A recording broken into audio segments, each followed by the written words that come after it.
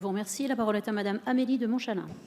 Oui, merci Madame la Présidente, mes chers collègues. Nous voyons dans ces discussions cet après-midi que le phénomène des rodéos sauvages a pris une telle ampleur que nous en sommes à devoir légiférer pour que cette violence routière qui menace l'intégrité physique de ses auteurs et les usagers puisse être à la fois mieux sanctionnée, mieux encadrée et surtout que nos concitoyens ne soient plus obligés de vivre avec les nuisances et les bruits qui les obligent souvent à devoir rester chez eux et à fermer leurs fenêtres avec une chaleur qui, dans certains quartiers et dans certains territoires, est difficile à vivre l'été.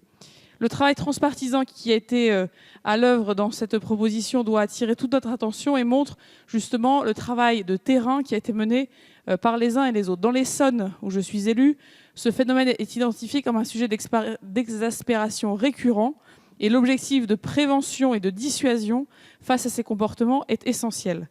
Avec plus de 1,3 million d'habitants, 18 secteurs de ce département situés sur une dizaine de communes sont concernés par cette problématique.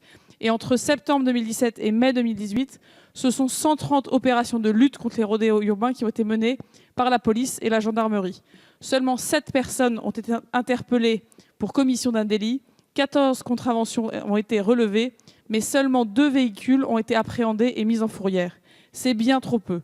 Alors bien sûr, ce texte propose des sanctions, propose de la prévention, mais nous voyons aussi qu'il faudra agir sur le terrain de l'éducation en mobilisant tous les acteurs, notamment comme l'a si justement suggéré le président de la République dans son projet pour nos quartiers populaires, et comme nous étions à l'instant en train d'en parler avec Julien Denormandie en audition, il faudra aussi inclure les mamans qui ont un rôle premier, qui est de mieux protéger, mieux éduquer pour faire mieux grandir.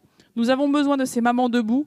Nous savons aussi que certaines d'entre elles, au risque de leur vie, s'interposent. Et je pense ici à cette jeune mère de famille de Maison-Alfort qui a failli y laisser sa vie il y a quelques jours. Nous devons donc nous doter de tout l'arsenal d'actions pour éradiquer ce phénomène, poison de notre bon vivre ensemble et de vivre ensemble dans un même espace. Merci beaucoup.